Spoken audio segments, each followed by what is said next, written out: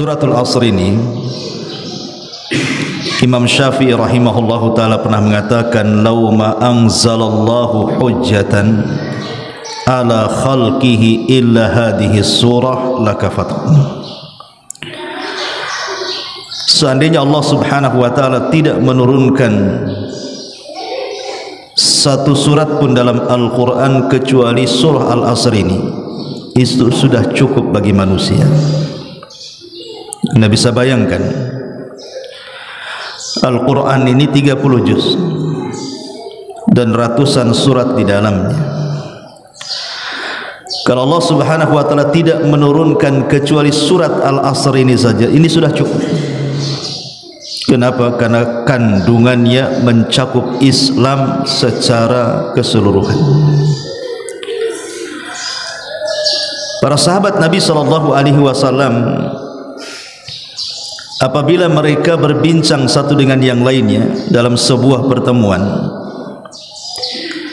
maka sebelum mereka berpisah, mereka selalu membacakan suratul Asr ini di ujung perpisahan mereka. Dan ini disebut dengan sunnah mahjurah, namanya sunnah yang sudah ditinggalkan. Jadi kalau seandainya kita jumpa di warung atau ngobrol dengan beberapa ikhwan, kalau di zaman para sahabat sebelum pulang, sebelum bubar, maka salah seorang di antara mereka akan membacakan surah ini. Tunggu dulu, jangan bubar dulu. A'udzubillahi minasyaitonirrajim. Wal asri innal insana lafi khusrin illa alladhina amanu wa amilus solihat wa tawasaw bil haqq subhanakallahumma bihamdika asyhadu an la ilaha illa anta astaghfiruka wa atubu ilaik. Bubar. Zaman sekarang enggak ada yang kayak gini, hampir enggak pernah ada. Makanya ulama menyebutnya sunnah mahjurah, sunnah yang ditinggalkan. Kalau kafaratul majlis masih lah ya, itu pun habis ngaji. Kalau habis ketemu di warung kopi, jarang saya mendengar kafaratul majlis itu. Padahal kafaratul majlis itu artinya, kafarah itu menghapuskan dosa-dosa ucapan-ucapan yang ada di majlis itu. Namanya orang bermajlis, Iwan, terkadang ngomong asal ngomong saja, terkadang isinya ghibah, terkadang isinya namimah, terkadang isinya nyakiti orang. Tidak tahu orang bermajlis itu. Makanya disyariatkan doa kafaratul majlis. Jangan sampai kita datang tidak punya dosa, pulang pula bawa dosa. Kalau bisa kita datang tidak bawa dosa, keluar dari majlis pun sama sekali tidak bawa dosa. Itu maksudnya. Itulah gunanya kafaratul majlis itu.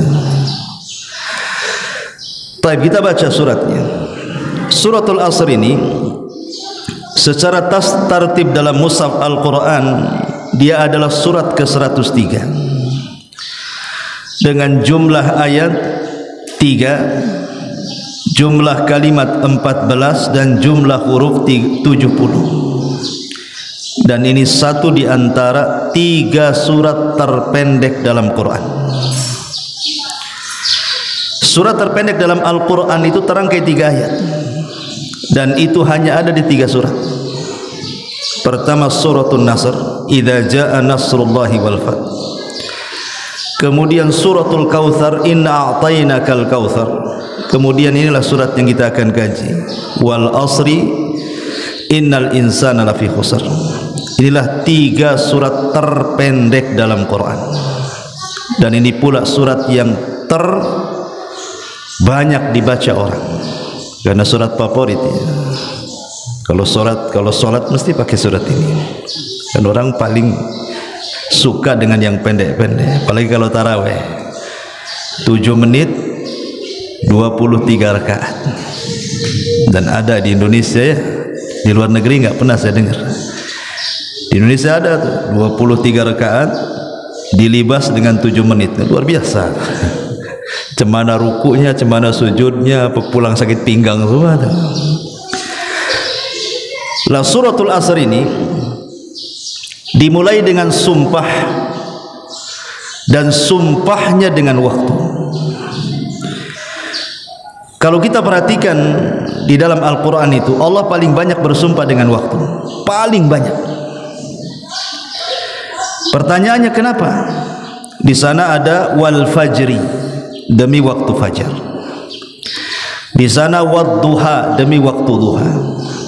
Di sana ada wal laili idza saja, demi waktu malam. Wan nahari, demi waktu siang. Di sini wal asri, demi waktu asar. Banyak sekali Quran itu bersumpah dengan waktu.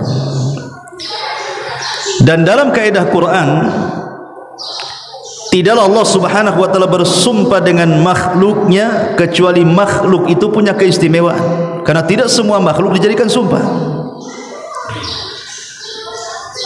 Dan Allah Subhanahu wa taala ketika bersumpah dengan makhluknya suka-suka dia. Tapi kita makhluk tidak boleh bersumpah kecuali kepada Allah. Enggak boleh kita mengatakan wal Ka'bah demi Ka'bah gitu ya, ataupun wal Lata wal Uzza demi Lata dan Uzza, haram, bahkan bisa masuk kepada kesyirikan. Karena Rasul mengatakan man halafa bi ghairillahi faqad asyrak, siapa yang bersumpah kepada selain Allah maka dia telah melakukan kesyirikan. Maka tidak boleh bersumpah kecuali kepada Allah. Sampai ada istilah para ulama, bersumpah atas nama Allah untuk sebuah kedustaan jauh lebih baik dibandingkan bersumpah kepada selain Allah untuk kejujuran. Ini kaidah ini. Saya ulangi, bersumpah kepada Allah untuk kedustaan jauh lebih baik dibandingkan bersumpah kepada selain Allah untuk kejujuran. Kenapa?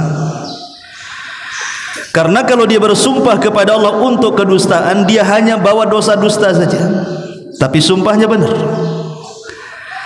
Tapi kalau dia bersumpah kepada selain Allah demi kejujuran, sumpah kepada selain Allah itu kesyirikan, dan dosa syirik jauh lebih tinggi dibandingkan dosa dusta.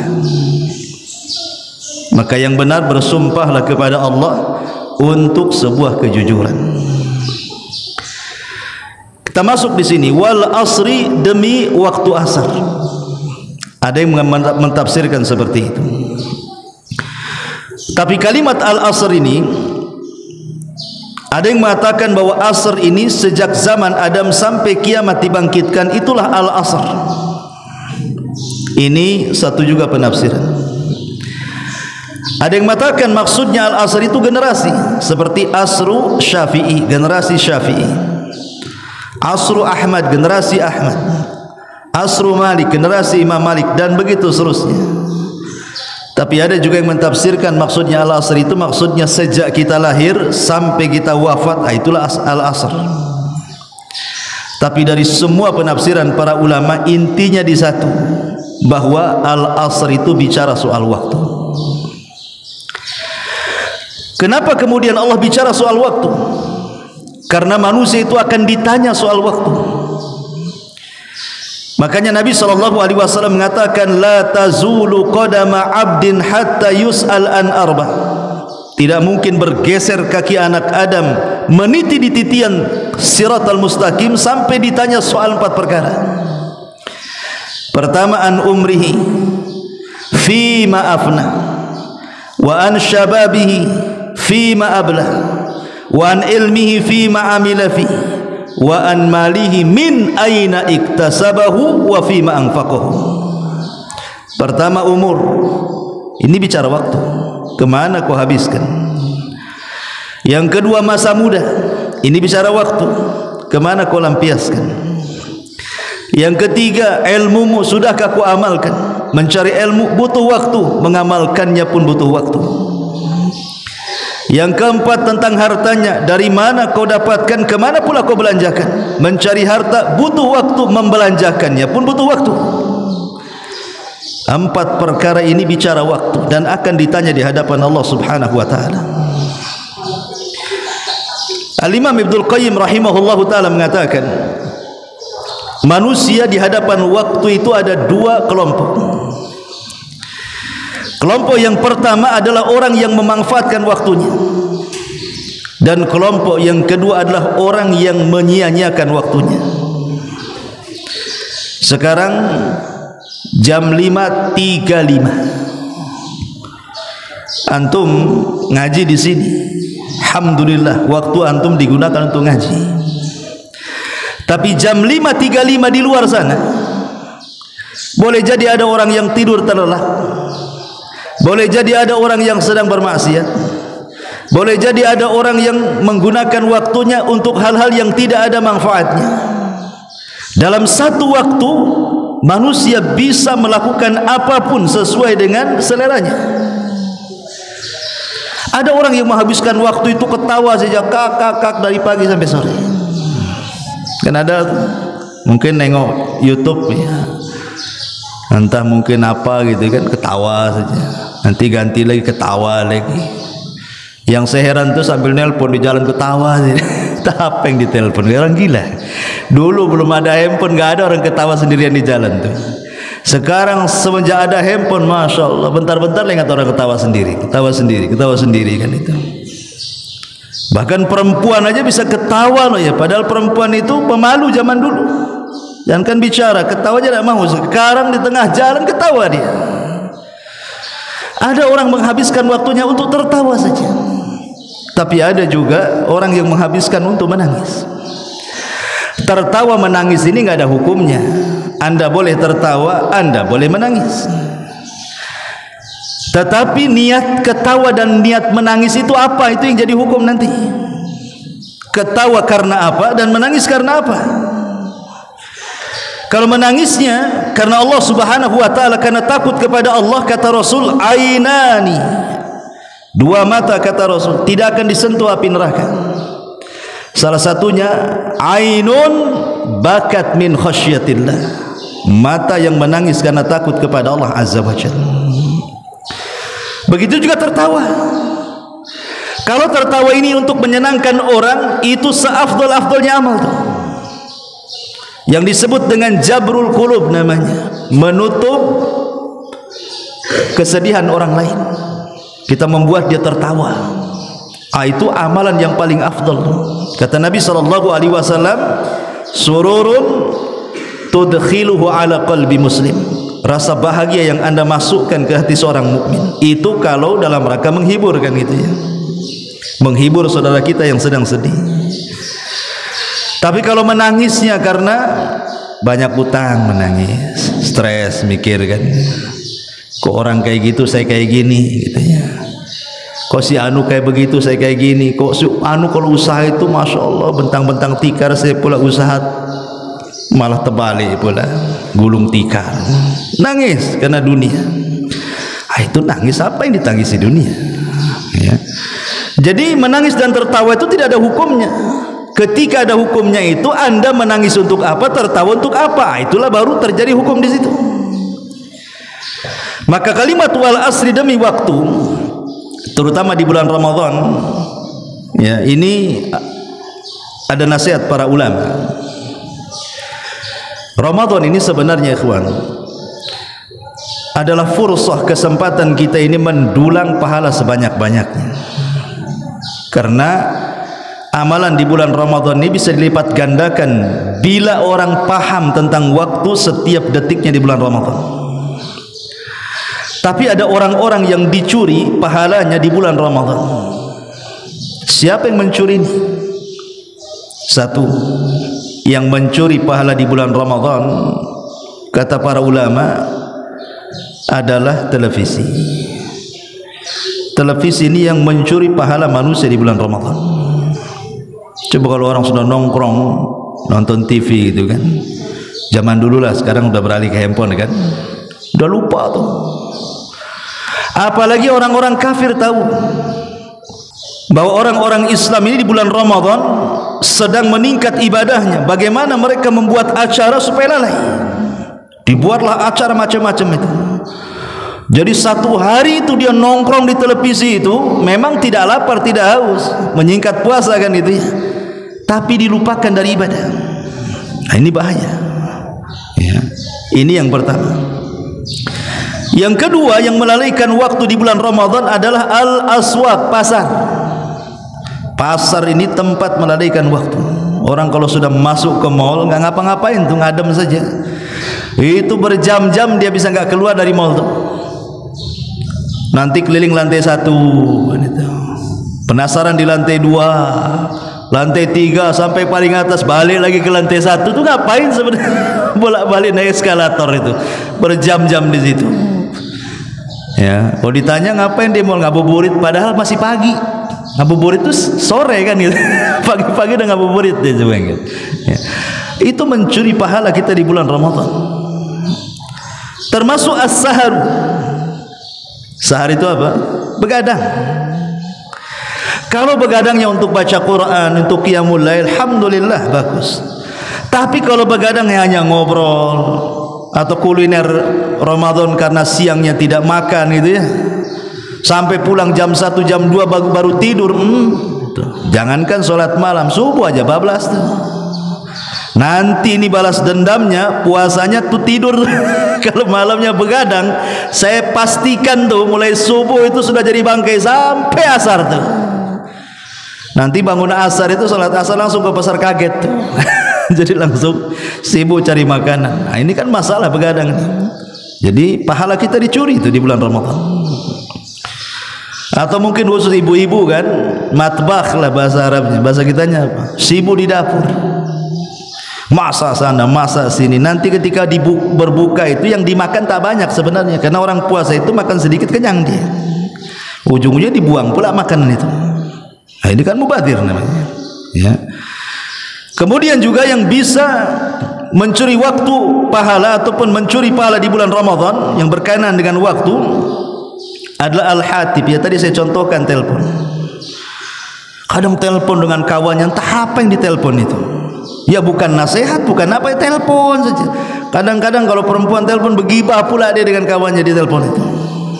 Habis waktunya hanya untuk itu saja. Yang lebih parah lagi internet lagi. Handphone ini subhanallah, dulu masjid ini masih dihargai lah ya. Orang datang ke masjid, kemudian habis sholat kadang-kadang ambil Quran tuh, baca Quran kan. Sekarang enggak, habis sholat ambil handphone, cari tiang, sandar, apa yang ditengok.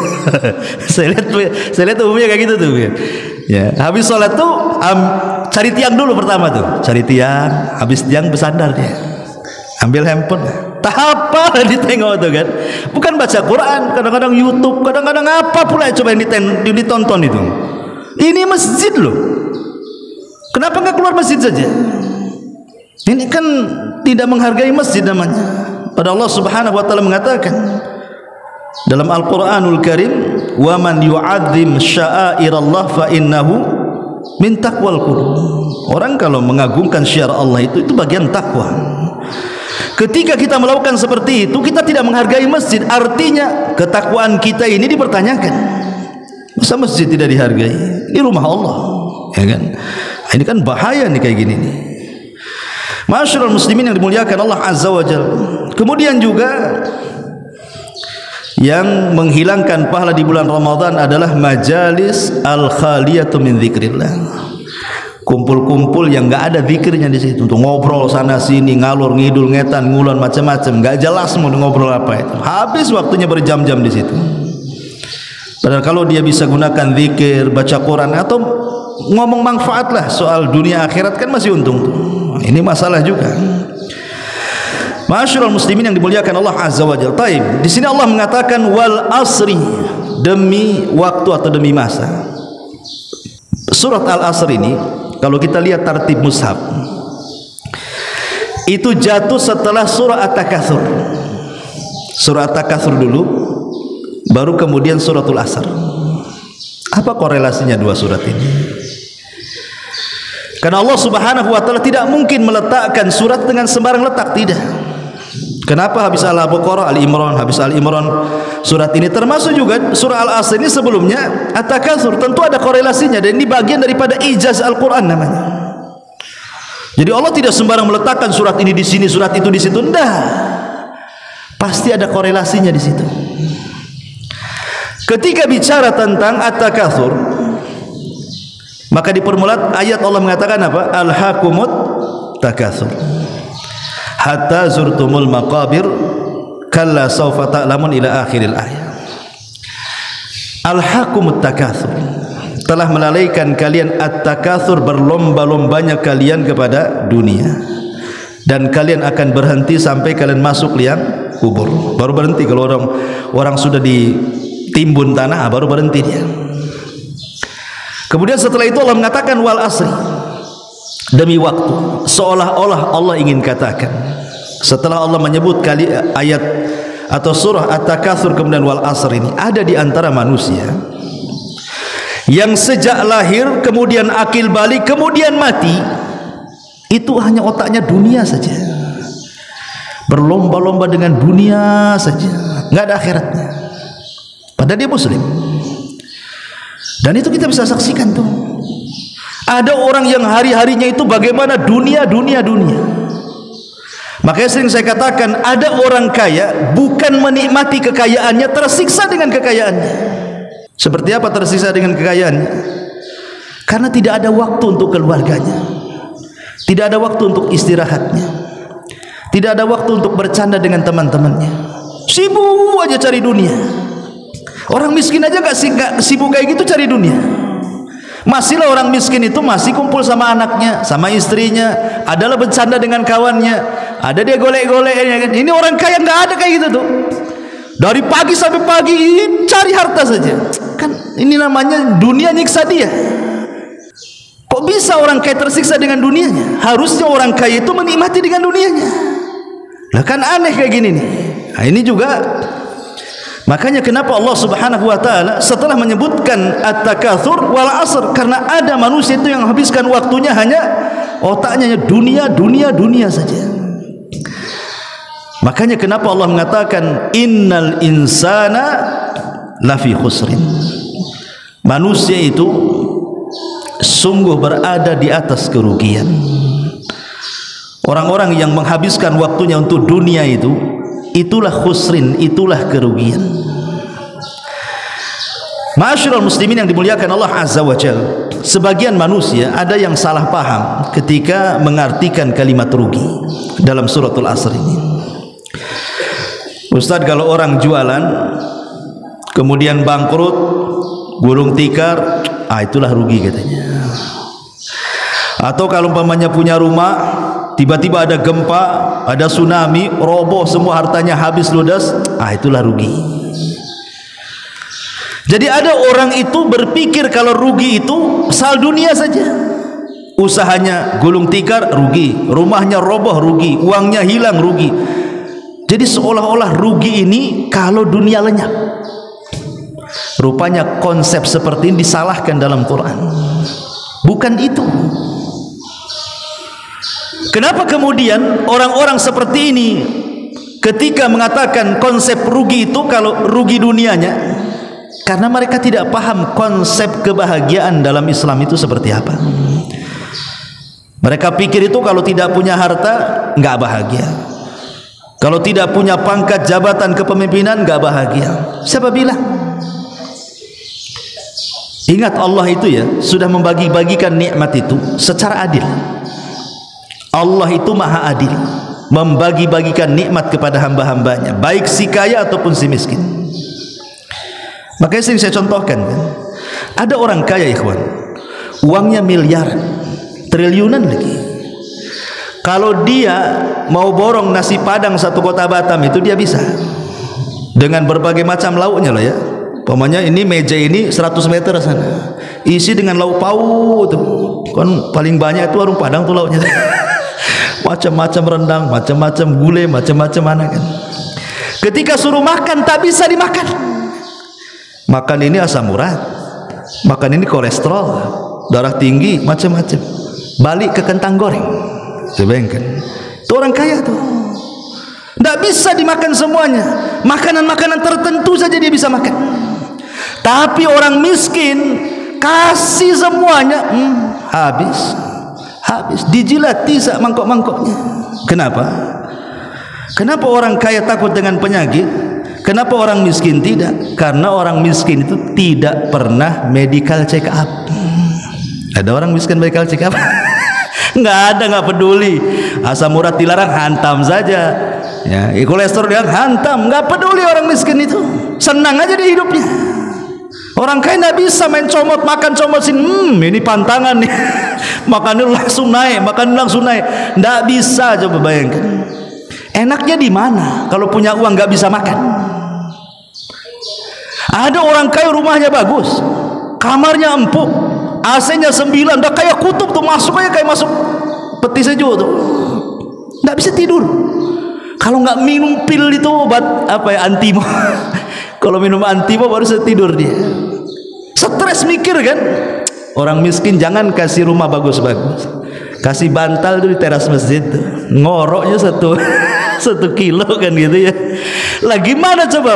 Buat apa jadi orang kaya? Tidur aja minum pil. Orang miskin gak usah minum pil, langsung tidur dia. Dari sini menunjukkan apa? Allah itu maha adil. Allah berikan nikmat kepada orang miskin lain, Allah berikan nikmat kepada orang kaya lain.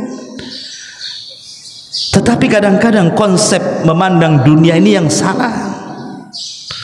Seolah-olah kalau orang kaya itu senang. Iya betul, kekayaan itu bisa menyumbang kebahagiaan, tapi bukan segala-galanya. Banyak orang kaya stres, koruna jadi azab. Ya, ma'asyiral muslimin yang dimuliakan Allah Azza wa Jalla, Allah mengatakan, bagaimana cara keluar dari kerugian ini? Maka Allah mengatakan, illal ladzina amanu, kecuali orang-orang yang beriman. Iman ini adalah keyakinan dalam hati, diucapkan lewat lisan, dibentuk dalam perbuatan. Itulah iman. Kalau seseorang kemudian meyakini perintah solat, maka dia akan mengajak keluarganya untuk solat, dan dia pun solat. Itulah iman. Ada keyakinan, ada ucapan, ada perbuatan. Dan kalau iman ini sudah masuk dan menghujam kepada dada setiap muslim, pasti akan menggerakkan orang itu untuk beramal soleh. Makanya kalimat setelahnya wa amilu solihat. Karena tidak mungkin orang bergerak untuk melakukan amal soleh itu kecuali karena ada gerakan iman dalam hatinya. Di sini Allah Subhanahu wa taala menyebut kalimat amanu dengan jamak. Padahal sebelumnya Allah mengatakan apa? Dengan kalimat mufrad. Innal insana lafi khusrin. Allah tidak mengatakan innan nasa lafi khusrin. Kalimat insan ini mufrad, baru annas, baru jamak kan gitu. Kenapa setelahnya harusnya kan illa ladzi aman? Illa ladzi amana. Harusnya begitu. Karena sebelumnya mufrad. Tapi kenapa Allah Subhanahu wa taala membuat jamak? Illa ladzina amanu. Kenapa jadi jamak? Awalnya mufrad jadi jamak. Karena terkadang keimanan itu ada yang terbentuk karena berjamaah. Iman itu terkadang bisa terbentuk karena dilakukan secara jamaah. Contoh, Anda sholat sendiri di rumah dengan sholat berjamaah di masjid, itu rasanya beda. Beda ikhwan. Kalau Anda sholat sendiri di rumah, saya yakin bukan hanya kilat khusus, ada khususnya, kilat khusus lagi sholatnya itu kan. Ya tadi kalau tidak tiga kul gitu ya. Ya ini surah-surah terpendek dalam Quran ini, An-Nasr, Al-Kautsar gitu ya. Enggak ada ba'diyah qobliyahnya, enggak ada zikirnya. Kalau sholat di rumah itu mana ada itu? Kadang-kadang sempurna itu salam ke kanan saja. Kalau habis tasyahud, assalamualaikum, salam ke kiri sambil berdiri, waalaikumsalam, ngacir. Kalau di masjid masih lah kan, masih lah nengok, adalah qobliyahnya, ada ba'diyahnya, ada zikirnya. Dan kita tidak bisa request pada imam, mam, kuluhu saja. Enak kali, nggak mana bisa imam di request? Nggak bisa lah, suka-suka imam lah mau baca apa. Tapi kalau di rumah kan Anda bisa request sendiri kan. Kulhu, rakaat kedua rupa dia, kulhu lagi. Subhanallah. Coba ingatnya. Jadi ada iman itu tidak bisa dibentuk kecuali dengan jamaah. Ya. Itulah kenapa menggunakan jamaah di sini, illal ladzina amanu. Atau contoh yang lain, puasa Ramadan senang saja kita, Semua puasa ringan rasanya kita puasa Ramadan. Kenapa? Fitnah tidak ada di jalan. Coba kalau antum batal di bulan Ramadan ini 1 hari saja, tiba-tiba mau mengqadha di Syawal sendirian, fitnah berjejer. Nengok sana es dogar, nengok sini es cendol, nengok sini macam-macam orang jual es tuh. Akhirnya udahlah batal aja, nanti aja kan. Kan masih lama tahun depan katanya kan. Nggak bisa. Tapi kalau Ramadan semua puasa, ringan rasanya kita puasa itu, karena semua berpuasa. Jadi ada iman itu tidak bisa dibentuk kecuali dengan jamaah. Itu kenapa kemudian yang tadinya mufrad setelahnya jadi jamaah. Tapi ada juga iman yang tidak terbentuk kecuali sendirian. Tetapi umumnya iman itu bisa dibentuk kalau dilakukan secara berjamaah. Ma'asyiral muslimin yang dimuliakan Allah Azza wa Jalla, lah iman ini, hakikat iman itu mendekatkan diri kepada Allah. Dan mendekatkan diri kepada Allah itu bisa menenangkan hati. Makanya Allah mengatakan ala bi dzikrillahi tatmainnul qulub. Orang kalau banyak zikir tenang hatinya. Coba saja orang banyak berzikir. Kalau orang banyak masalah terus berzikir, ikhwan, hilang tuh masalahnya. Saya pernah mengalami dan saya pernah coba masalahnya. Ada masalah susah keluar. Rasanya aduh udah susah kali nih mau ngurai masalah ini. Jadi saya coba mengamalkan hadis Nabi sallallahu alaihi wasallam, man lazimal istighfar ja'alallahu min kulli dzikin faraja. Siapa yang melazimkan istighfar, Allah akan jadikan kesulitannya menjadi kemudahan, kesempitannya menjadi kelapangan.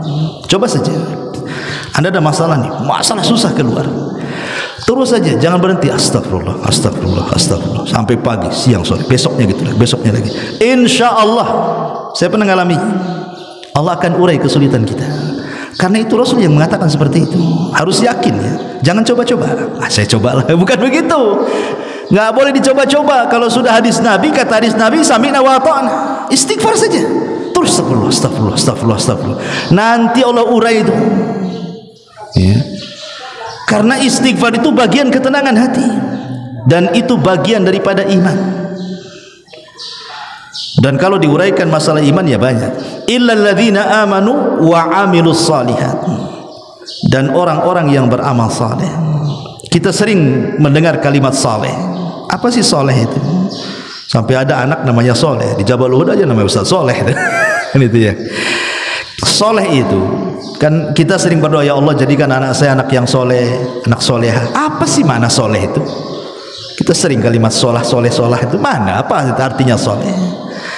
Soleh itu artinya kata para ulama, man adda huququllahi wa huquqa ibadihi.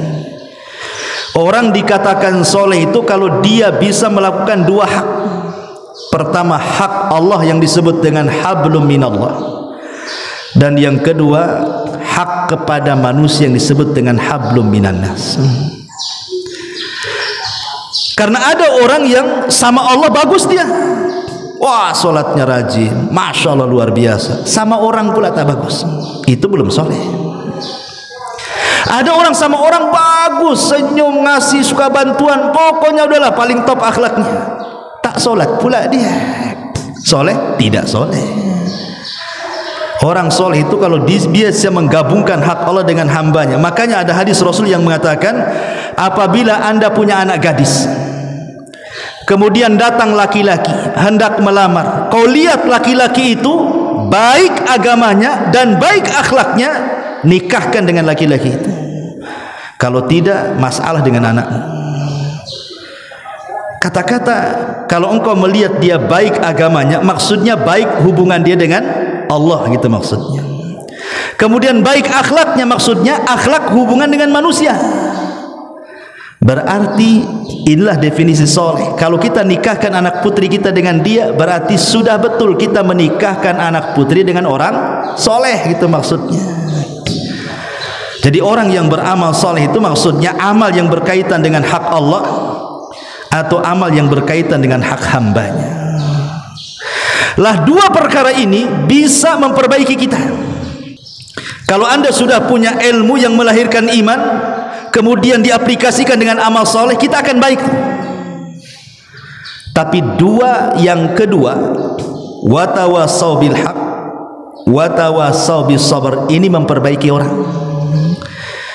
Watawasau bil haq artinya berdakwah, menyampaikan kebenaran. Watawasau bis sabr artinya sabar saat menyampaikan kebenaran kepada orang. Makanya kata para ulama, kalau kita memiliki 4 sifat yang tertuang dalam suratul Asr ini, maka baik dirinya dan orang pun akan baik. Karena ilmu yang melahirkan iman, kemudian melahirkan amal, memperbaiki kita. Dakwah kepada orang, sabar ketika mendakwahi orang, itu memperbaiki orang. Sempurnalah hidupnya. Itulah kata Nabi SAW, khairun nas anfa'uhum linnas. Sebaik-baik manusia itu bukan hanya manfaat untuk dirinya saja, tapi ditularkan manfaatnya kepada orang lain. Berarti sempurnalah hidup dia. Ilmu, amal, dakwah, sabar. Kata Imam Syafi'i, kalau Allah tidak turunkan kecuali surat ini saja, sudah cukup bagi manusia itu. Kenapa? Memperbaiki diri dan memperbaiki orang. Itulah, walaupun pendek surah ini, kalau dijabarkan kemana-mana.